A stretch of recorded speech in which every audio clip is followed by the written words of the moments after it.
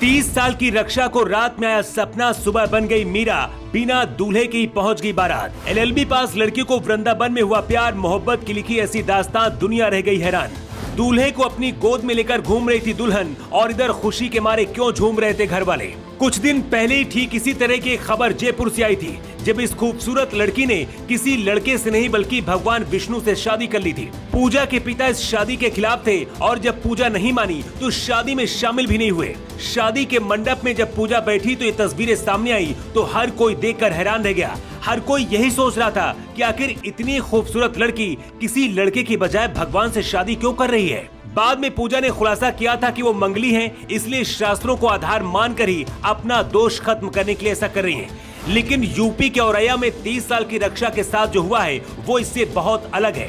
रक्षा सोलंकी के परिवार का कहना है कि कुछ दिन पहले ही हम रक्षा के साथ घूमने के लिए वृंदावन गए थे।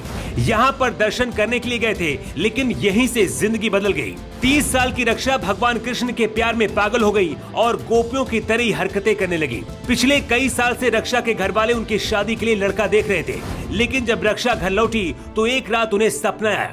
सपने में कोई और नहीं बल्कि खुद भगवान कृष्ण थे। रक्षा सोलंकी ने बताया कि कुछ दिनों से उन्हें सपने आ रहे थे। 2 बार सपने में ही भगवान कृष्ण ने उनके गले में जयमाला डाल दी।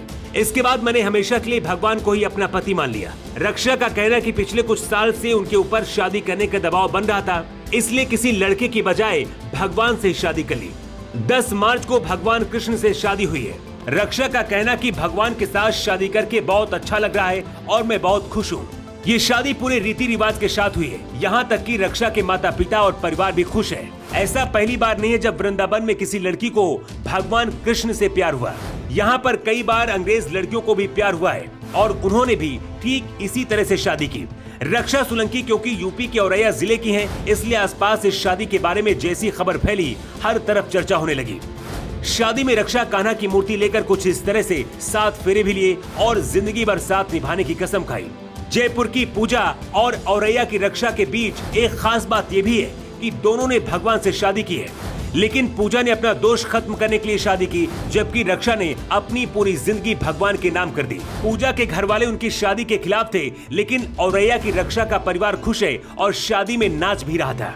कुछ लोग इस शादी को गलत बताकर गालियां भी दे रहे, लेकिन ये सच है कि हमारे हिंदू शास्त्र भी ऐसी शादियों को मान्यता देते हैं। इसलिए अगर कोई लड़की इस तरह से शादी करती भी है तो हिंदू धर्म के हिसाब से भी ये गलत नहीं है। रक्षा भी पढ़ी लिखी लड़की है और एलएलबी भी पास है, मतलब अपनी जिंदगी का फैसला खुद कर सकती है। वैसे क्या आपको भी लगता है कि इस तरह से लड़कियों का शादी करना सही है, या फिर रक्षा को भगवान की बजाय किसी लड़के से शादी करनी चाहिए? अपनी राय आप कमेंट बॉक्स पर लिखकर जरूर दें। युग युग के लिए ब्यूरो रिपोर्ट।